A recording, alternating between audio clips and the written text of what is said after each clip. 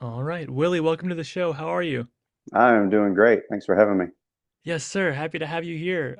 We've known each other for a while. We've done some events, together, but I wanted to get you on. I wanted to talk about how you got started, and where you're at now is kind of how I kick off every episode, and then we get Okay. into some questions and stuff. But if you want to just give us your journey really quick, or take as long as you need, either way. Yeah. So I am a little bit older than most of the current DJs in the room. Um, and so out of high school, I joined the Marine Corps. I was stationed in California, and I did not even know that electronic dance music existed in any form. And I had some buddies that were on me, and they said, "Hey, do you want to come listen to trance?" And me growing up in small town USA and being, I thought, trance, do they sit around and like, you know, sing trances to each other in a little weird circle? And so I was like, no, that's not for me. Um, and then I had a one day there was this guy pulling out of the parking lot and he was playing some music and I'm like, what is that? And he goes, this is trance. And I was like, oh, okay. So that was kind of my like first intro to the music. And then once I knew what they were talking about, I'm like, yeah, let's go to the club. It was a great time of my life. I was single, uh, fit Marine in Southern California. Clubs were on every corner. Um, and so I was in northern San Diego County. So Mm. we would go to San Diego, we'd go to Anaheim, LA, everything in between. So it was a lot of fun. And when I say trance, like trance back then isn't like what I think of trance today. It was almost more like melodic techno, Hmm. a lot dancier, um, and the club scene was different back then. You went to a club, you didn't go to a show. DJ booths weren't set up. The focus wasn't on the DJ. Hmm. The focus was on your friends. Cell phones weren't a thing. If they were, it was a little flip phone that you didn't want to take video with anyway. Um, so yeah, we were there for the music, and it was a lot of fun, and I cherish those days. Man, so that's a conversation I've been having pretty often about the focus kind of being shifted in dance music and club culture to like people are going to see the DJ now versus like focusing on the music.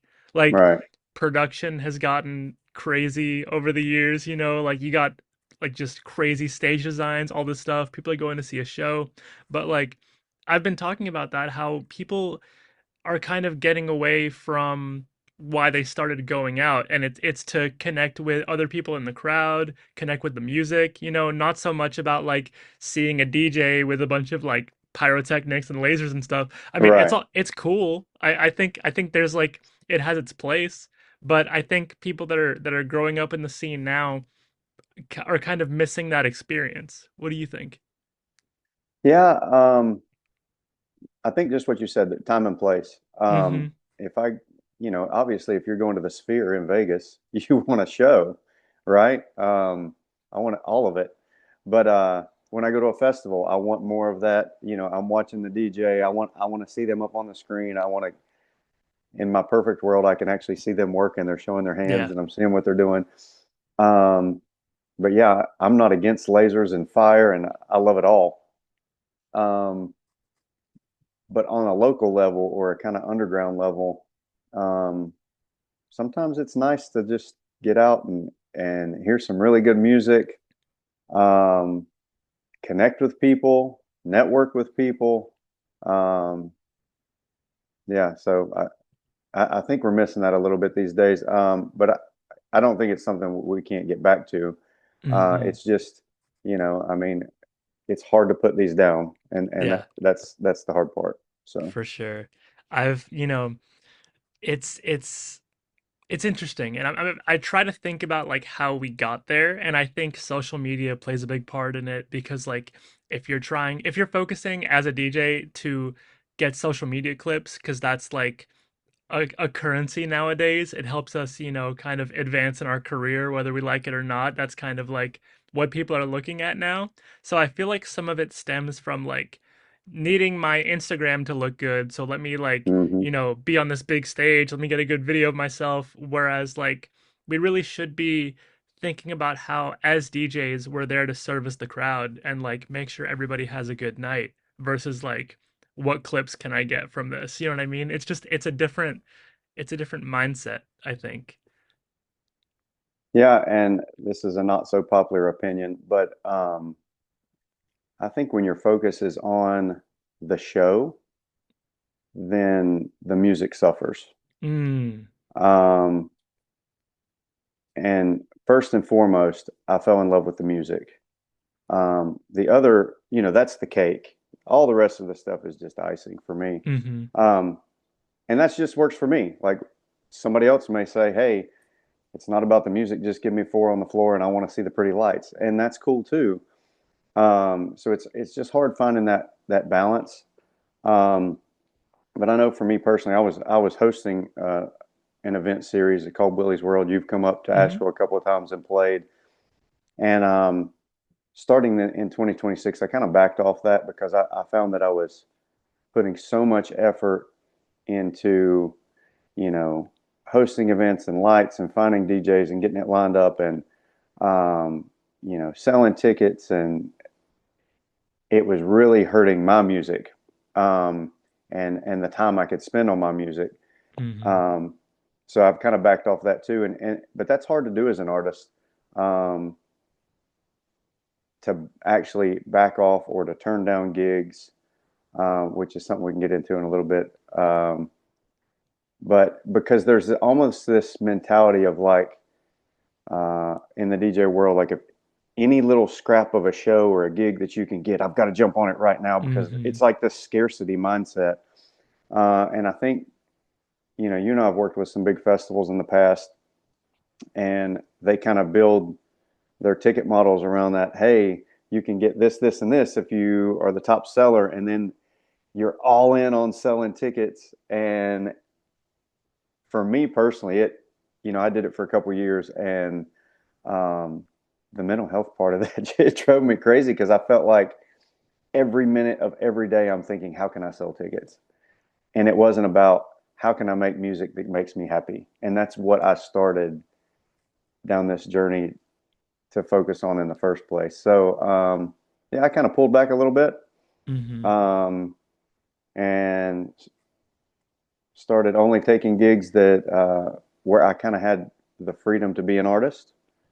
That's another thing I think that's, if I could make a change in the industry, it would be that is a lot of times when promoters hire artists nowadays, they don't hire the artist. Mm. They say, here's what genre we want you to play, here's what BPM we want you to play, and it's very, very limiting. Um, I think music is my favorite form of art. Um, so if I look for gigs where they say, hey, we've heard you, we like what you do, come be you, Yeah. you know, And that's come be Willie. Yeah, Yeah. and that's one thing I noticed with your events is like whenever you booked me, it was like you would tell me personally like I love that you're just being you, you know what I mean? Because with promoters like you mentioned, I've seen a lot of the times where like they do try to put you in a box. They try to like have Hmm. you say it's like a house night. They want everybody to play house, but then it's like if you know that I'm kind of if I play everything or I'm kind of shifting my sound or like might not be playing only house, why are they booking me for this? You know what I mean? If you're Right. looking for one thing. I also think there's a lot of pressure these days and it's hard to say no, especially when you're growing your career because you feel like you need every opportunity. You know what I mean? Because Right. this is going to help my career, this is going to help me level up, whatever it is. But like one thing I'm learning is we need to really focus on why we do what we do. And if you have a vision for your artist project, your career, whatever it is, you have to make sure instead of just saying yes to every opportunity, say yes to the opportunities that align with where you want to go versus just, doing everything because it's there in front Right. of you. Because some opportunities they might look good on paper, but they can actually be detrimental, you know? Absolutely. And kind of an example of that, when I first started, well, I'll go back a little bit and get to that. So if I lose course, remind me about Atlanta. And I, so growing up, I was always into music. I loved music from as long as I can remember. Um, in fourth and fifth grade, took a strings class and tried to play violin. And I said, I love music. This is just isn't my thing. Yeah. Sixth grade, I started playing trumpet. Fell in love with it. Um, I was the total band geek, middle school through high school. Any band you could put me in, I was in. Jazz band, marching band, um, quartets and quintet, you name it. Hmm. Um, and I just found my love of sharing music through that. And I was pretty good at it. And so that was what I was, you know, some guys are there's some guys in school that that guy because he's the great football player. I was the trumpet guy. I was the band geek and I wore that pin, that badge proudly. Um, so when I got into the music and got into the club scene back in the day, I bought some Technique turntables and I was playing vinyl and it was just I just want to sit in my bedroom and play Hmm. and make music for myself. And then I got married, had kids, totally got out of the scene for forever. But as my kids started getting older, I really just missed, and I had a little bit of free time. I missed playing with the music, and so I bought my first controller. The timing couldn't have been any more perfect for a crappy situation to be at least be able to uh, have some fun with it. It was because I bought it right before COVID, Mm. and I sat in the bedroom and I just played and played and played. And then as restrictions started to lift, I had met some new rave fam out of Atlanta, and I mean you're from that area, it's very Hmm. dubstep heavy. Um, Dubstep I can take in small doses. I love to see people who are into dubstep enjoy their thing. It's just like it's just not my, I couldn't do a 3 day dubstep festival. It's just Hmm. not me. But I like it sprinkled in. Uh, but I started getting opportunities to play dubstep uh, and play dubstep gigs, and I would do it. And I just never felt true to myself. I never felt like I was fully able to. Do you ever go to a show and you see an artist and no matter what they're doing, you could hate the music, but they are so into it and they love it so much. You're like, I could sit and watch that person perform all night, I've you gotten know? I've gotten that feedback on my sets. Yes. And that's what I was missing when I was playing Mm. genres that weren't me.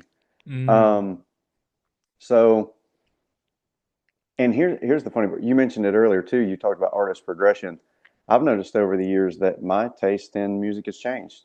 You know, I used to be a main stage, big room, like that was me. I love that music. And I was just at Ultra a couple of weeks ago and only spent a few sets at the main stage, and those were even artists that aren't typically main stage artists.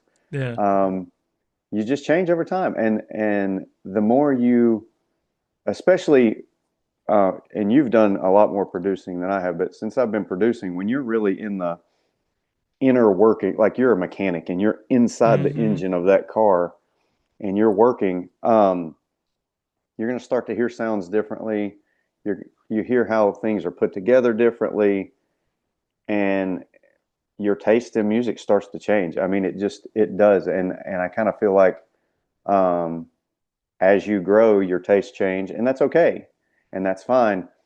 And that's another thing that's kind of weird in the industry when an artist grows and they change as a person and they change their musical taste. A lot of times they get a big kickback. Well, that's not the old so and so. Why are they playing this now? Well, because they want to. Yeah.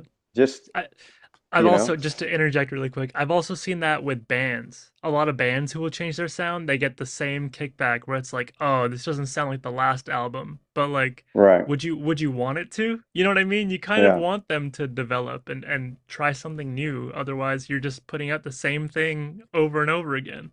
right. Yeah. So, yeah, I have some friends that they're perfectly content. They have their artist and their art, when I say artists, I'm talking about big international artists, and they'll follow them around to different cities, different festivals, and that's the sound they love, and that's cool. But I don't know. I've kind of changed my sound over the years, from going from a kind of trance, uh, like a melodic trance background. Then I went into the big room stage, and then I came back and, hit had little stints with drum and bass and some hard Nice. techno, and now I'm kind of like I kind of hear myself almost going back to um, like what I started out, Mm. um, kind of those same sounds, the Marlon Hofstadts of the world, and yeah, so Yeah. that's kind of like my original sound when I first got into EDM, and I got to hear him perform at Ultra, and it really reminded me of my early days in the music. So I watched his set on YouTube of this past Ultra. That was so good on the main stage. It was crazy. And yeah, it's really cool seeing that style of trance on the main stage. You know what I mean? Because yeah, it's like that Euro trance kind of like bouncy sound. Not really what you would expect for main stage, but it was. right. So and that's like that when you hear the word trance, you get this image or sound in your head, and then you hear that, and you're Hmm. like, oh, this is really dancey, and that's Yeah. the stuff that yeah I really like. So That's what I'm leaning towards as well, because like it's just really inspiring me right now. Like I play all kinds of sets, but like my favorite parts is in my set are like when I'm playing that like dancier, bouncy, like up tempo stuff. I mean, I'm sure yeah, you're aware of that. You've seen me play, but oh yeah, yeah, I love it.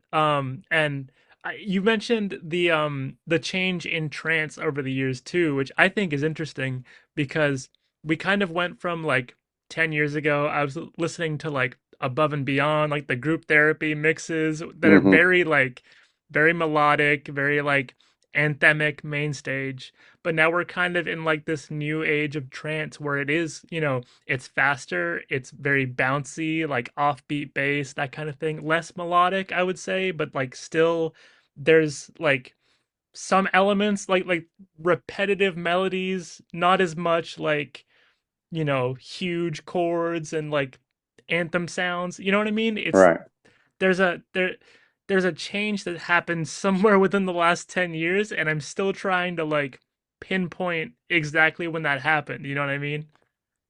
Well, and what's strange for me, I hate to get caught up in genres, Mhm. um, because the toughest question you could ask me if you met me and if you were to say, what genre do you play?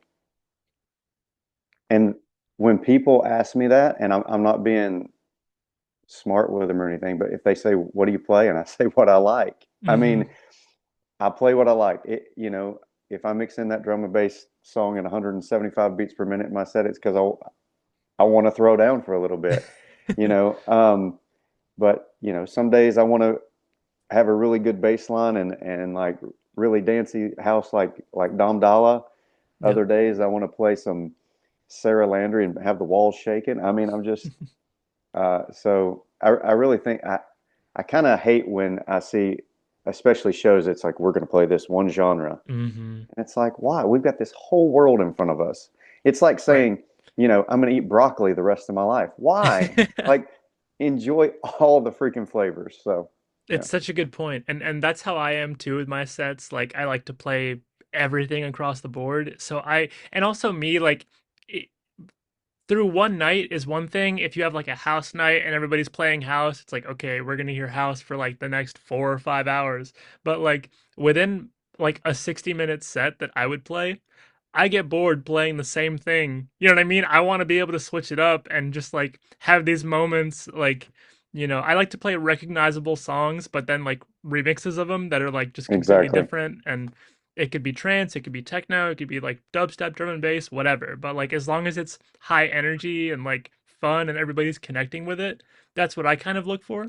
But just as a DJ playing music, like I don't know, I like to be able to like you said, try all the flavors and kind of, switch it up because playing one thing, there's so much more out there. You know what I mean? And I think part of our job as DJs, besides to play what we like, because I think that's huge, is also maybe showing the crowd something they haven't heard. You know what I mean? If you find like a really Exactly. cool remix that nobody like maybe an unknown producer has on SoundCloud with like 1,000 plays, but it's really good and it's a free download. You download the song, you're like, man, I'm gonna put this in my set, and then you can like send it to that producer and be like, hey, I played your song. It makes their night. The crowd hears something they haven't heard before. You're kind Right. of able to like help another producer out that way. I don't know. There's so much you can do with it. You know what I mean? So sticking with one sound, I feel like, is limiting yourself as a DJ, as an artist. And I think um, trying to when you look at the culture today, everybody wants to be a DJ, and Hmm. that's okay. Um, and some people want to just do it as a hobby. Some people want to like really dive in, and this is like they're all in. Um, but I think the reason that we do see a lot of these where people just stick to the same BPM, they stick to the same genre all night long, and this might piss some people off. It's because it's easy. It's easy, Yep. and especially with the technology today. Um, so when I build a set, because I like to actually put a lot of thought and um, pick which songs I want to play in this in a set and how they're going to come together.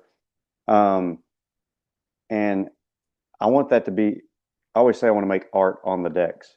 Mm. Um, so like you said, you like to play recognizable songs. I like to throw some of those in there too, but then I'm going to do a mashup with something crazy. And so people go, what? Have that, Yep. oh my gosh moment. How did he do that? Um, I don't want to sound like a Spotify playlist. You know, if when I started, that's what I sounded like. I took the Yeah. last 16 beats and I mixed it into the first 16 beats of this song, and I thought I was amazing. But now I listen to some of that stuff back that I have recorded, and I'm like, wow. But yeah. So for me, it's trying to put stuff together, and I've had people say, well, what if the crowd doesn't like that? What if the crowd doesn't like that song you play?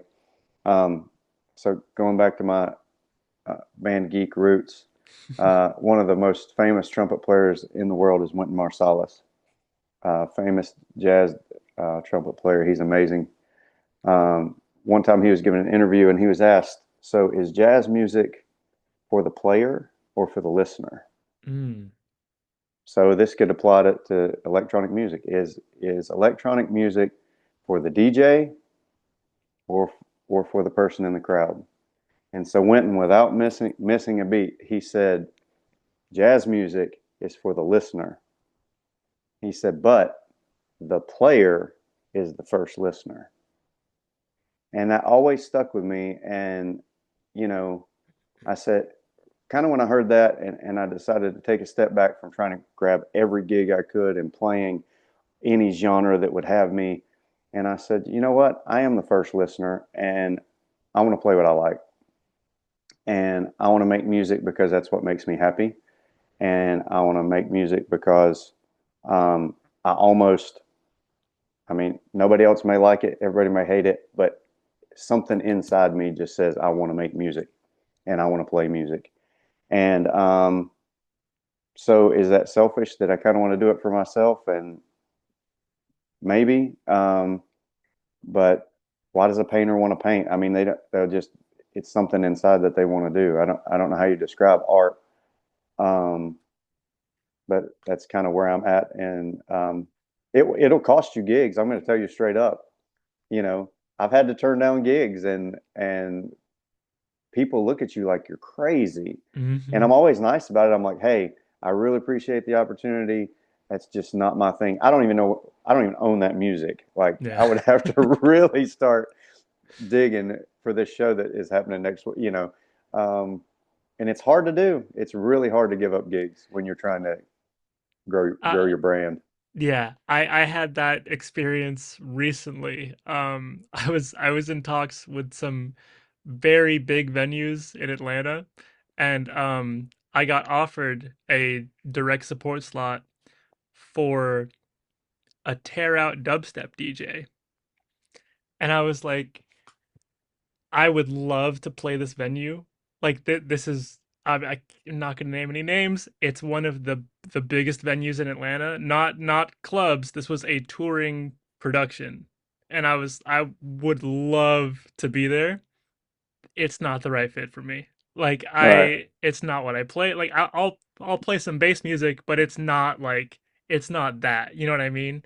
Um, so it's just one of those things, man. And like, as much as I would have loved to like take the opportunity, I knew deep down that like it would be a disservice to me. It would be a disservice to the venue, to like the whole team putting it together. Like, I could go in there and do it, but like, there's somebody else who could fill that slot who is more, capable at that genre than I am, that could have help everybody have a good time, if that makes sense. I don't want to be right. there and be like disingenuine and like be playing it but not really like knowing, the vibe, if that makes sense. Yeah, So I don't know, man. It's tough. It doesn't get easier, but like I think the more of those no's that you have, the closer you are to having something of that level come to you that's a yes, if that makes sense. You're kind of getting the no's out of the way so that then you right. can kind of find your route, if that makes sense. And it's tough. I mean, especially when you have an opportunity that's big, it's just not the right fit, and that's really, really tough to turn that down. I agree, man. And so, okay, going back to how you got started a little bit. We got a little bit sidetracked there, but it's all good. That was some great conversation. We got some good points in there for sure. How do we go from being in the Marine Corps, starting to go to clubs, uh, you have a family, COVID comes along, you had bought decks, you're playing in your room. How do you go from there to like your first gigs and once you're back out of COVID, that kind of thing? Right. So this is kind of a cool full circle moment. It was during COVID, people started doing these virtual raves. Mm-hmm.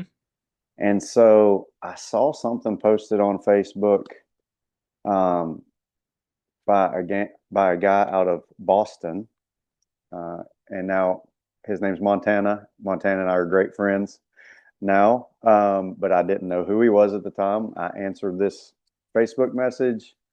Because he was going to throw a virtual rave, and I don't even remember what the criteria was, but Montana was a super great help for me because I'd never played a gig in front of anybody except for like a buddy who would come over to the house and we'd play our own music, but never in front of people, never Mm-hmm. live.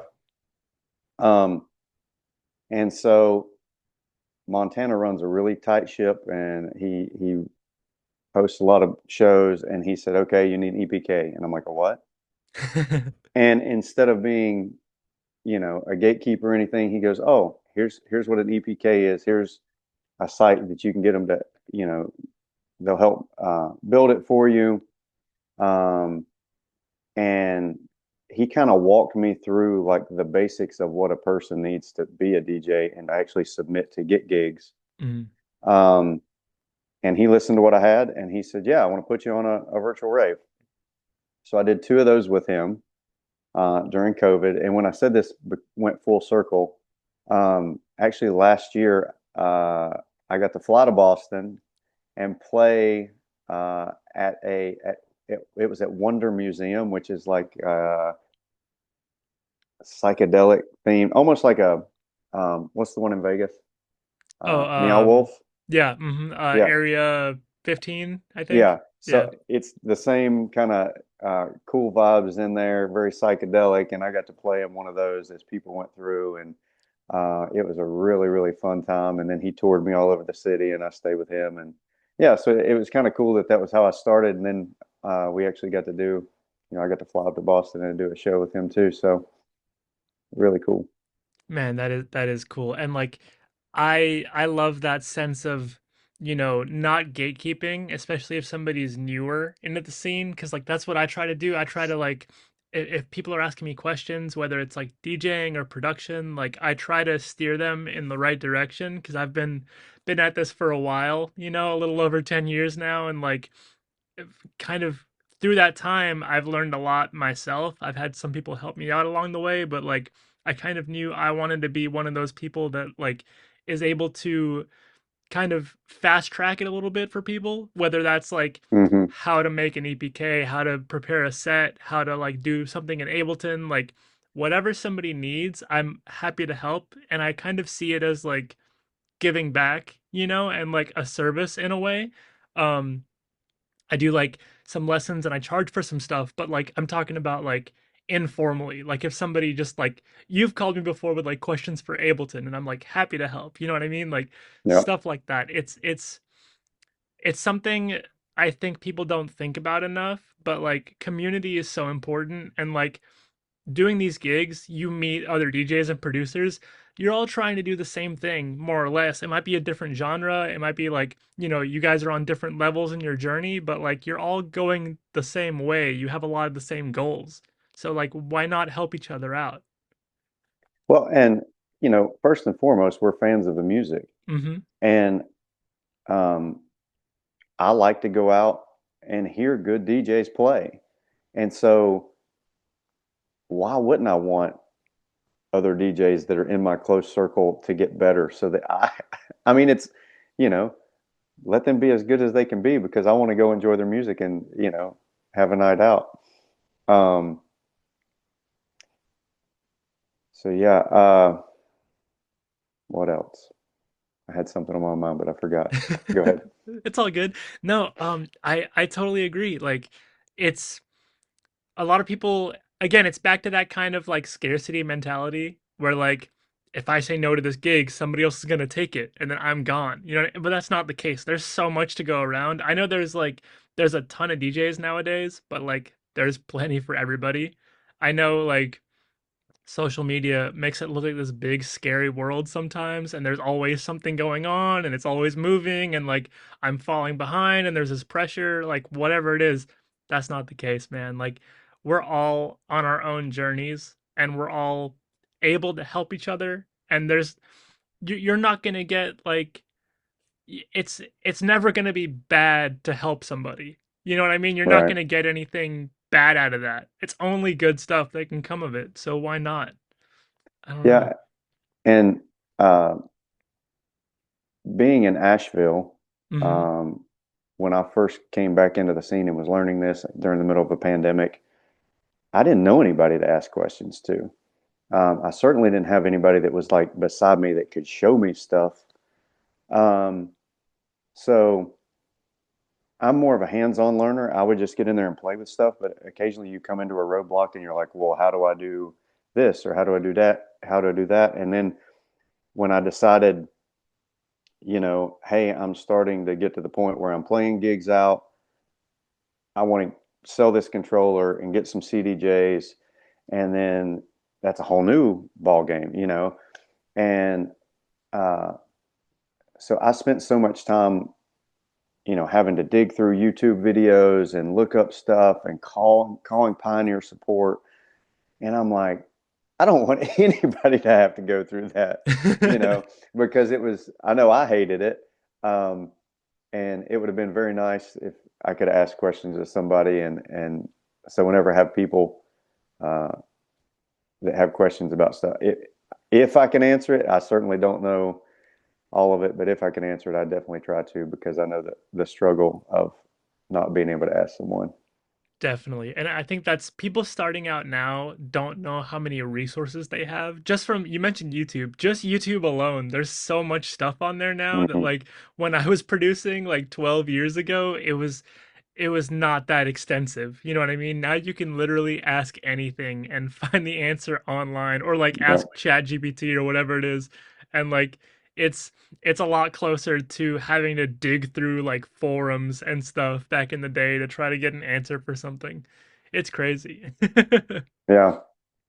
So yeah, and honestly, some of the most fun times I've had since then when I've met good artists that because I'm always like looking for artists that I can learn from. Mm, Um, so I mean, I've learned stuff from you, and there's other DJs that are in the scene around that when we get together, um, shout out to Smiles and Sparkles. When we get together, we always like share there. It's just like this open exchange of information, and you just get this synergy, and it's like exciting, and it's like, hey, I was listening to you during this set. How did you do that? And or it could be, um, you know, how to when I discovered that on Record Box you could go in and actually cut and paste parts of songs and Hmm. totally edit songs inside Record Box. I had some people asking me questions about that, and you can really make some cool mashups that way.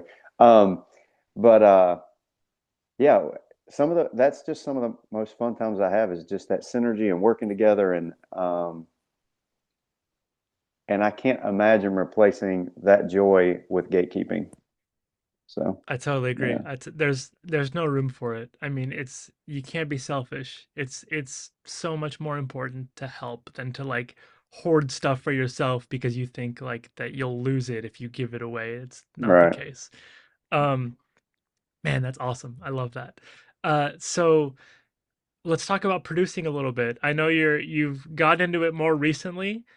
yeah. Do you think since you've been DJing for years and just getting into producing, do you think your years of DJing have kind of influenced how you produce? Because you can kind of start producing for the dance floor, if that makes sense.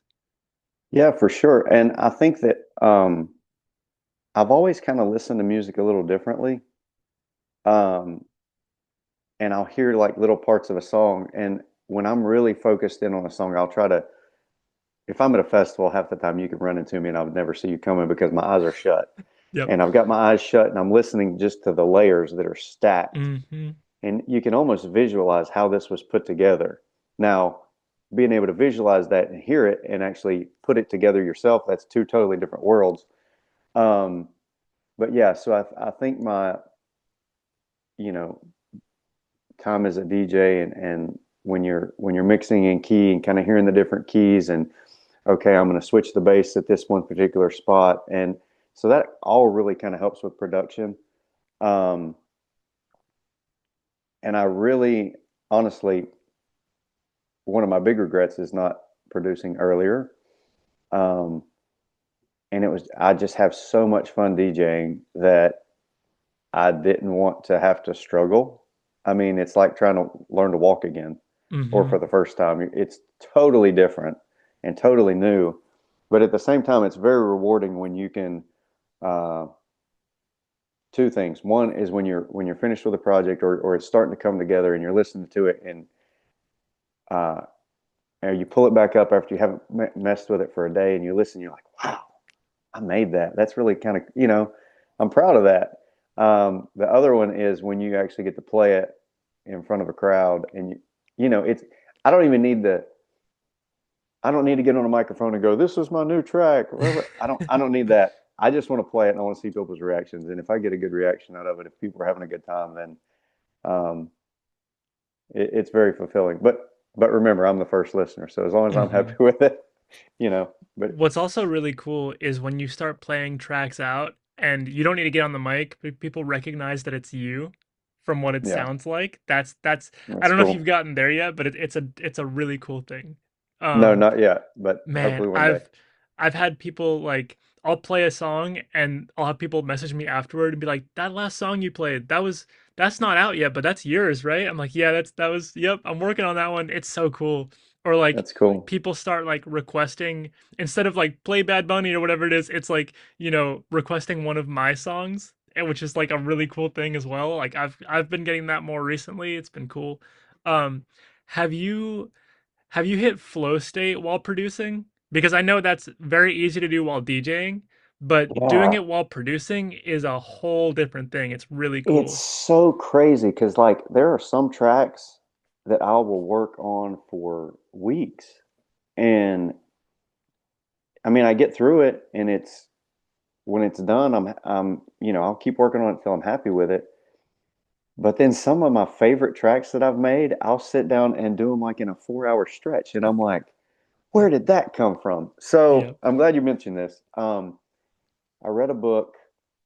I don't know if you're familiar with Rick Rubin. Yeah.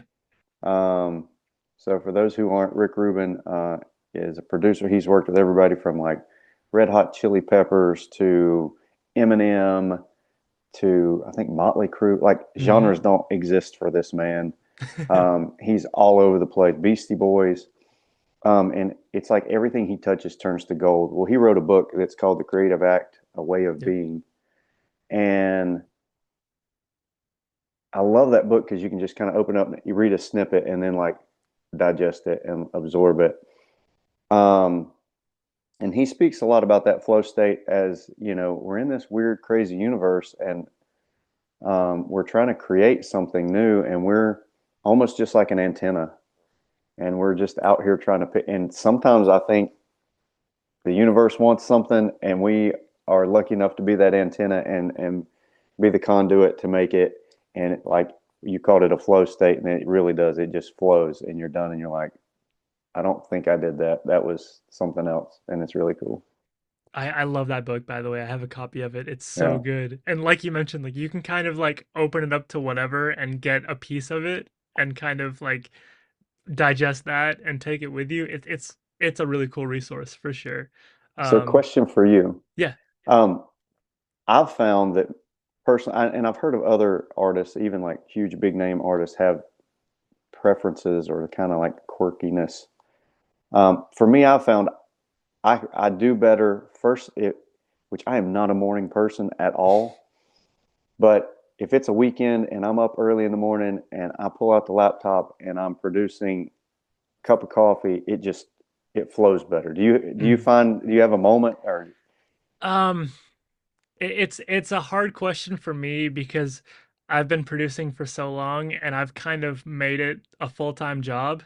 So like I Mhm. try to like I might not always be producing, but like 9 to 5 is a work day for me and I'm doing something, whether it's like these type of calls or like helping somebody with something or like planning a set or producing. So I try to block it out, but I'm on the road so often now that like I need very little to like produce with. Like I just have my laptop and like AirPods or whatever, and if I'm like setting aside a time to produce, I can kind of turn it on, if that makes sense. Um there's some times where I'm feeling more inspired than others, obviously, but like just right, getting in Ableton and like trying to make something, the more you're in it and just like you start, the more likelihood you're able to like tap into that flow state, if that makes sense. right, Um, I I have had times late at night that are really good. I've had times in the morning, like if I'm up early, it's kind of random, but there's no particular time that works better for me, if that makes sense. It's more about just right, being consistent about opening Ableton and trying to get something down. Like if you work on something for 10 minutes and you start feeling like, "Oh, this could be good," you kind of, it snowballs. Or like you work on something for 10 minutes and you're like, I'm not really feeling this, then maybe it's not a production day. Maybe I'll go and do something else. You know what I mean? But like having that consistency to just keep like, chipping away at it is what I've found helps a lot. Like regardless of how I'm feeling that day, whether I want to produce or not. Um, right. so that's just me though. um, man, so what kind of music have you been into? Because you know so much like about genres and different styles, and I know you love all kinds of music, but when you're producing, like do you feel that need to try a bunch of different stuff or like take inspiration from all those genres? Or do you have more of a mindset of like this is kind of the lane that I want to go down for the project, if that makes sense? Um, hmm. I kind of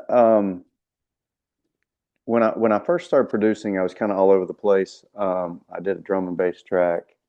Um, I've done some almost like a melodic bass song, which they turned out. I really like them what it turned out to be. But recently, I've kind of said no. I want to focus more on because I feel like as an artist, yes, you want to be able to branch out and explore, but you also need your own sound. um, so you know, when I want people to hear Willie Arnold and think of this as the music he's making or going to play, then they have a general idea of okay, he's going to be in this. It's going to be dancey. It's going to be high energy set, but he's going to throw some stuff in there that we don't know what it's going to be. So most of my tracks recently have kind of been 132 to 138 with like a good techno rumble. Um, and I try to keep them really dancing. I like vocals. It doesn't need to be a full song with a bridge and everything, but I like words. I think voices are a great instrument. Um, but the the last two tracks I've written, one which is out, it's called Acid with Some Echo, that just came So out good, last by the month. way. Well, So thank you. good. Um, but it's like a big banging, like you would expect to hear it in a warehouse rave, and then the bridge is very melodic. Hmm. Um, and then I just finished a track which is not released yet, because for those of you who don't know, there's a lot of these contests that you can enter and you can submit your music, but if you've published them on any platform, it's an automatic disqualifier. So that's what stinks is you write a really good song and then you have to sit on it for like a year before you actually put it out. Right. Um, and so it's actually got a part where it goes into some trap. I don't know. I like some trap every Okay. once in a while, but it's really dancey, and then it goes into like a trap backbeat.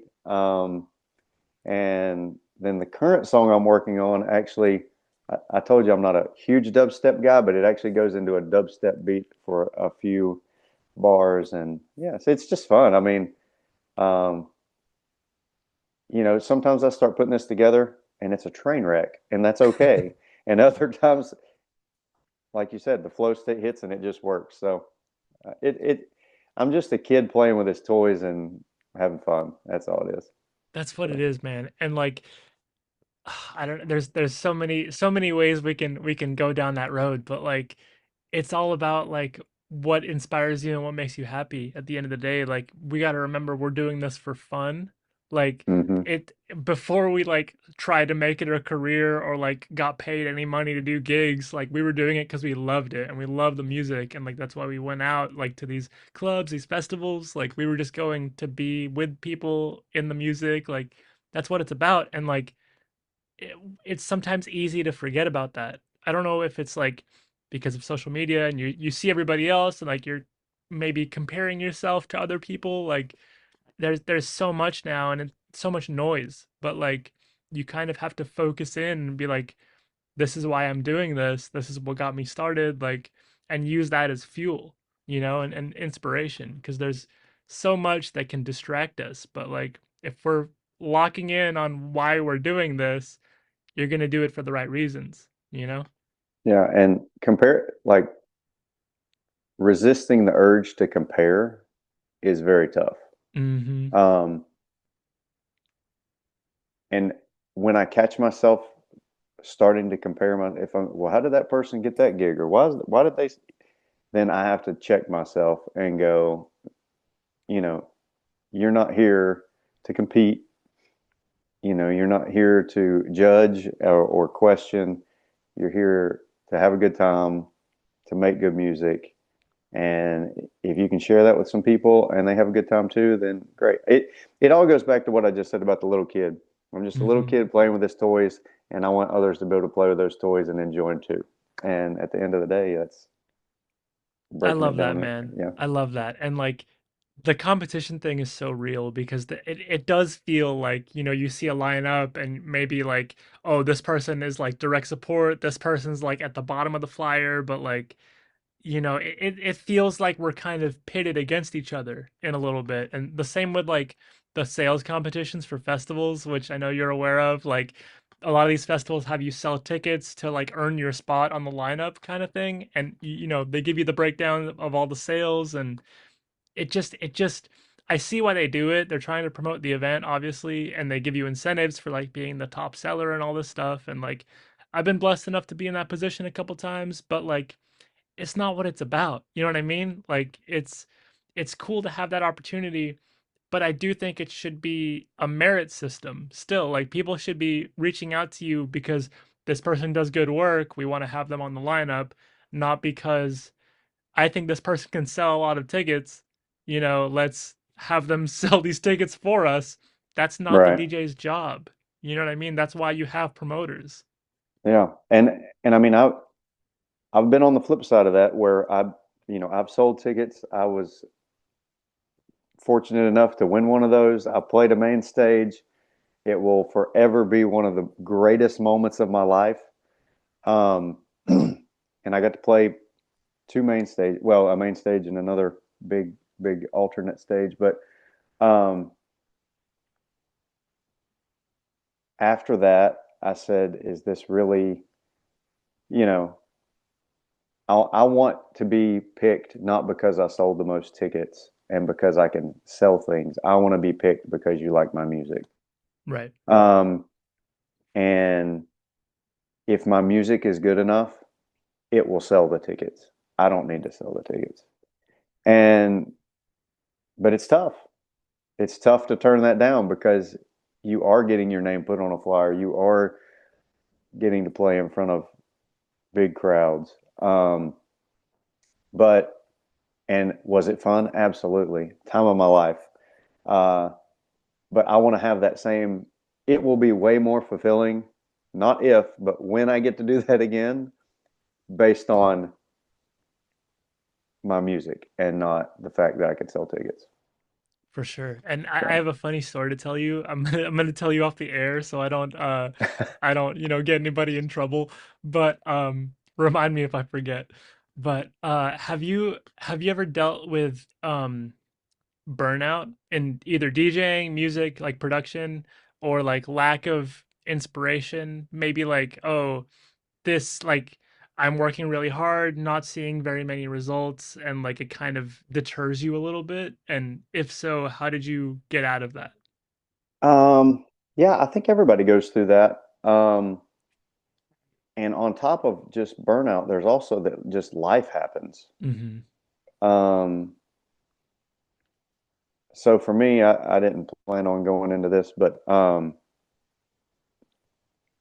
we're just shy of 3 years ago. So the biggest stage I've ever gotten to play on was it was on Cinco de Mayo in 2023. Um, exactly a week after that day, on May 12th of 2023, my daughter passed away. Mm. So I went from being at the highest point of my life, it felt like, I mean, one of the highest points, reaching a goal that I'd been shooting for years, to the worst day of my life. Um, and it put a lot of things into focus. Um, I really questioned music altogether. Like, I'm spending so much time on this, and is it even important? Am I being selfish? Is this just, should I be spending more time with friends and family and not in a pair of headphones? You know, so I really took a step back for a while, and just to try to relearn like the balance of in life. And you know, there is more to life than music, and I don't want to miss out on the rest of life. But I will always yearn to make and play music, um, and I would even love to do that full time as a career. I'll give up my current job in a heartbeat. Just let me know. but but at the same time, it's learning that balance and trying to figure out, not always, because I feel like if I'm just focused on that all the time, that I'm putting myself first and I'm not putting my relationships, not giving them the priority that they need. Luckily, um, I've got a great wife who also loves EDM, and I've actually got her playing now. She's played a couple of shows, and Yep. she tears it up.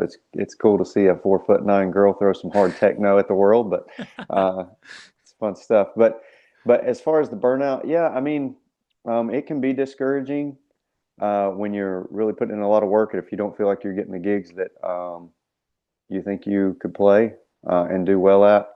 Um, but at the end of the day, it just goes back to why, asking yourself, why am I doing this?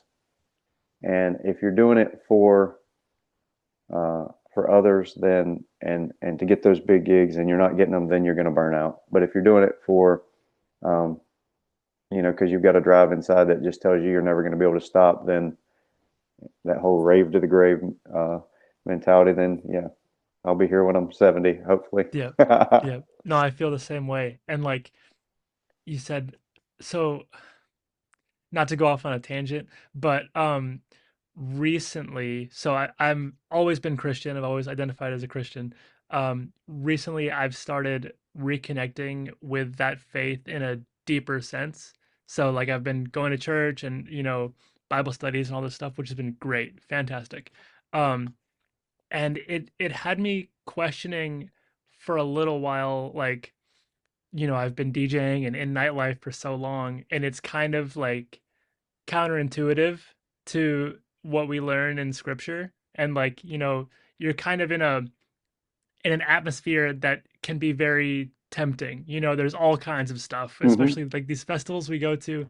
I don't know if you can relate to this, but like I personally don't drink. I haven't drank in years. I've never like done drugs or any of like the uh the party stuff. You know what I mean? I'm there to DJ, to play music, and to show people a good time. And recently, since I have reconnected with my faith, I've kind of restructured how I think about it, where like I'm going into these things and these shows, and I want to be able to be an example for people that like you can be here for the music and you don't need to be doing any extracurricular activities, if you will, and like using that as a service in a way, because I've always been like playing music for the crowd, but like on a deeper sense, I want to be able to have like a deeper meaning to it and a deeper service, if that makes sense. And I think if I'm able to Right. like be an example for people that like I can go and I can be sober and I can enjoy the music and like have fun with friends, but like I'm not doing anything crazy. I'm not doing anything like I'm there to have fun. Like does that make sense? Yeah, and I'm same. I'm Christian, and I've tried to like, how do you say it? I feel like I've been given. I'm not. I'm not trying to like be prideful or anything, but I feel like Mm, I've got at least a small gift with music, and um, so I try to give back to my church, and I run the soundboard at church. mm. And I've kind of made that deal like, hey, I'll keep doing this. It's like we can have dual careers here. Like Yeah. I'll do what I can for the church with music, but I also want to be, and there's been many nights when I'll play a club in Charlotte and get done at 2:30 in the morning, and then when I would crash in Charlotte and drive back early in the morning so that I could be at church to run the soundboard. And um, it's tough. I mean, I know there's a lot of people that would say, well, how can you be in the nightlife and say that you're a Christian too, and or even how could you dance? And I mean, David in the Bible's dancing. So Hmm. I think that's just like with anything religious, that is you've just got to listen to your heart. And if something speaks to you and says you can do both, then who am I to question it? If you called me today and said, hey, I can't do this anymore because I feel this in my heart, and I would say, Hmm. okay, I mean, that's your personal decision.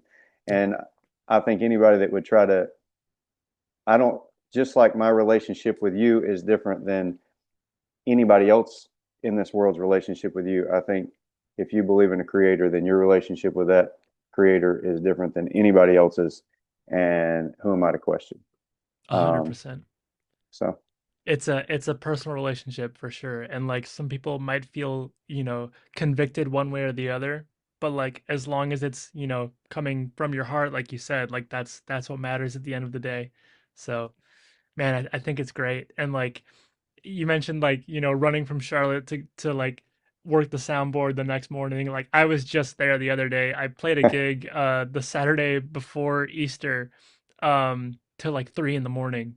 And then my church was doing like a 7 a.m. service, like a few hours. I was like a few hours away, and I was like, man, I gotta make this.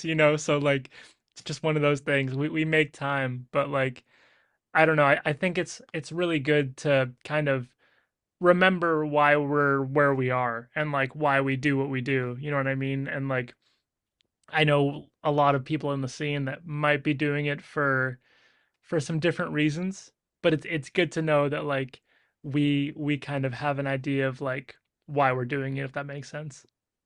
And what's weird for me is like, and I don't want to seem like I'm some nut job or something, but I really feel like there's something in me that I'll never stop wanting to play and make music. The times when I've felt discouraged and I've wanted to give up pursuing a career in music is totally separate. Mm, And in those times when I've thought, I'm tired of being on social media trying to promote this all the time and trying to reach out to promoters and trying to get into these clubs, I'm just going to stop. And it's like every time I say that, there'll be some weird message come up and it'll be like, don't give up. And it's just like, it's sent to me like, don't give up. yeah, You're doing what you're supposed to be doing. It's just around the corner. Like, keep pushing, whatever. And I'm like, but I'm so tired. You know what I right. mean? Hmm. Because, and there's no, that the scary part is you're aiming at a target that you can't see. And that's the scary part. What's scarier for me is I may never make it. I may never get to do this as a career. But what if I gave up and then somehow when we're on the other side, somebody says, if you had stuck with this for 2 more weeks, that would have been a record song and you would have, you know, that would have Hmm. been your big moment. Um, and that's the hard part. When you're going to college and even if it's like a doctorate, I've got to go to school this long. I've got to pass this exam. I've got to do that. You know what the goal is. Hmm. And in this line of work and in this drive and passion, we don't know where the target is. And it could be right around the corner. It could never come to fruition. And that's what's hard.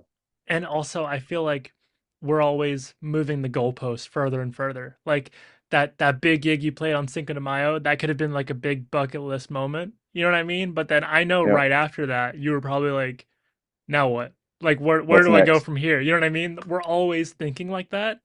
But Yeah. it's really good to be able to reframe like whatever is meant for you is gonna get to you. You know what I mean? Like you're not gonna miss out on something if it was meant for you. So like no matter how far we get in our careers, we all have goals, we all have stuff that we want to do, but like no matter how far we get, I think that like wherever you're meant to be at the end of the day is where you're gonna end up. You know what I mean? So kind of just taking it a day at a time, being thankful to do what we get to do today. You know what I mean? Like this conversation, stuff like this, like Yeah. it's really great to be able to reframe that and just realize like we're right where we're supposed to be. And even just like being lucky enough to be born in this day and time. I mean, there's a lot of crazy stuff in the world, and it's a crazy time to be alive. But we could have been born when all they had was a string on a stick and uh, so I'm really grateful to be alive in this time and to get to hear the sounds we get to play with. It's pretty unreal. I So agree, man. I agree. Man, so thank you for your time. I don't want to take up too much more of absolutely. it. This has been great. What do you have coming up next and where can people find you online? So everything online is Willie Arnold. Instagram it's Willie Arnold underscore. SoundCloud is where I post most of my music on. Again, under Willie Arnold. Um, right now, my focus has really been on a lot of production. Um, my wife's back in school, and that is keeping her tied up very busy. And like I said, she's amazing, and you know her personally, Mm, Val. Um, and she said, "Hey, while I'm in school, go do your thing." So, any promoters out there that are looking for somebody, I will travel. I love to travel. So let's talk. I would love to come. I I really love playing other cities. It's a lot of mm, fun. Um, Asheville doesn't have a big EDM scene. It's coming along, but it's fun to play other cities and network and meet people. So I um, agree. yeah, I'll get you some stuff in Atlanta. I know we tried to link something up recently and we couldn't make it happen. You're a busy man, but we'll get something for sure. Oh, well, just yeah, I was just mentioning that today to Val how we were supposed to be doing a back-to-back tomorrow night in Atlanta, Hmm. and some crazy medical stuff went on with her family, and I'm in Duke right now, and it's one of those just like we are talking about before. The universe knew why we couldn't line that up, and it was meant to be Hmm. because I was really meant to be here, so I could. Uh, I mean, it's no secret. Her uncle had a heart transplant night before last and a kidney transplant yesterday, and was up and walking today. And it was. I watched a miracle happen, and it was pretty freaking cool. So, That's awesome, um, man. I hope we can play a gig sometime. But the universe knew I needed to be here this weekend, and that's why it didn't work out. So, Everything but happens for a reason, man. We'll get there for absolutely, sure. But no hey, I such thing as appreciate, coincidence. yes, sir. I appreciate your time. This has been great. We will catch up again soon, and then we'll line something up in the future for sure. All right, sounds good. Thank you, Willie. Appreciate it. Thanks, Rafi. Bye.